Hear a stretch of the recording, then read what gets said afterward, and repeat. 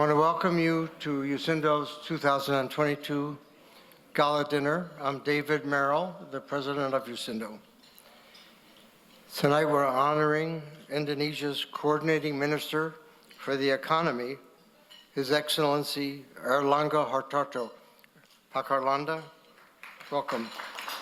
We warmly welcome you to Washington. We haven't seen you here a lot, but the welcome is even warmer because of that. We also welcome special guest, the Distinguished Minister of Industry, His Excellency Agus Gumiwang Kartasasmita, Minister of Industry. In a few moments, we're going to have our special guest, U.S. Government Executive Branch Speaker, U.S. Trade Representative, Ambassador Catherine Tai. She'll be arriving shortly.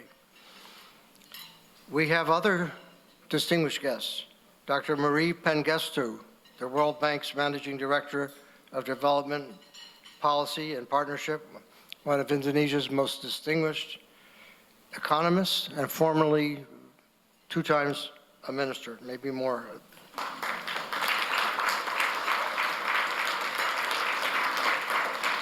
Indonesia's leader and ambassador to the United States, Ambassador Rozan. Thank you so much, Ambassador Rozan.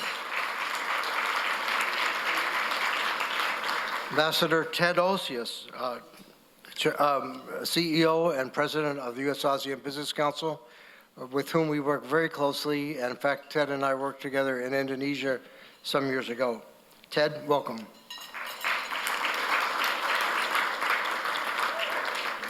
G20 co-Sherpa, Eddie Prio Pambudi. I haven't met you yet, but I think you're here. No? Former ambassadors to Indonesia, Bob Blake, Joe Donovan, Cameron Hume, and Lynn Pascoe. Thank you for coming. A new emerging star on the horizon, the new AID Assistant Administrator for Asia, Michael Schiffer. Michael? Michael was confirmed by the Senate something like 3 weeks ago and just took his job in one of the very best bureaus of AID as far as I'm concerned. Deputy Assistant Secretary of State for Southeast Asia, Melissa Brown, accompanied by her husband. Melissa, welcome. And I believe she's here, Henrietta Levin, Director for Southeast Asian and ASEAN Affairs at the White House. Thank you, Henrietta. And of course, as always, we have our friends and supporters and colleagues from the corporate and business leaders with ties to Indonesia, which I'll come to in a moment.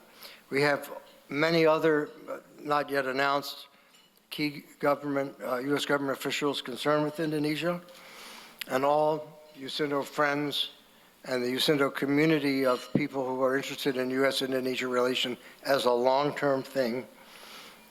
Thank you all of us for joining this special evening. And also, if you haven't thought of it, please start your salad course. USINDO's annual dinners bring together a core of distinguished Indonesians and Americans who care about U.S.-Indonesia relations to deepen our understanding of emerging issues of importance in the bilateral relationship and global affairs. More than any other time in recent memory, our gathering this year comes at a crucial time of potential and challenge for Indonesia and for the world. It's a little-known fact, maybe the people here know more than the average American, but it's still a little-known fact that Indonesia's recent economic performance amidst the global economic troubles has been quite remarkable. Indonesia has recently been posting a projected 5% GDP growth rate for the whole of 2022. It's 5.3 currently. And this compares to 3% globally and 1.5% for the US. So those of us who have old memories of Indonesia coming for a lot of help from the U.S., not that we wouldn't help now, but it's a different world. I mean, Indonesia is performing at the moment much better than the U.S., and this has been the subject of a number of recent articles.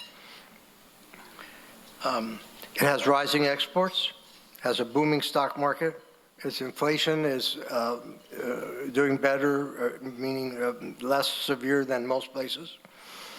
And its economic performance, size, and resilience, and is combined with this deftly balanced geopolitical positioning between the two shoals, puts it in a strong position to deal with the daunting challenges of presiding over the G20 in November, exerting its leadership for the most beneficial global outcomes, and continuing its growing international role as it chairs ASEAN in 2023.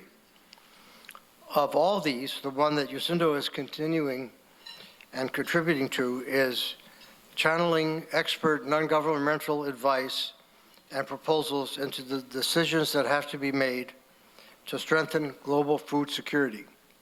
Indonesia is in a great position to do this, as we discussed earlier this evening. Its rice economy is very significant, and rice plus other commodities like maize can be a substitute for wheat, which is obviously in short supply due to the Russia-Ukraine war. So we hope that Indonesia, not only because of its position of global leadership politically and economically right now, can do something about the food security issue globally with help from people who care about it deeply. In fact, USINDO is going to a conference in Bali just ahead of the G20 to examine what can be done on food security. With these kinds of looming challenges ahead for Indonesia, we're all very lucky that Coordinating Minister for Economic Affairs, Erlangga, will address us on Indonesia's economic outlook and national and global development priorities as it prepares for the crucial G20 meeting next month and ASEAN in 2023.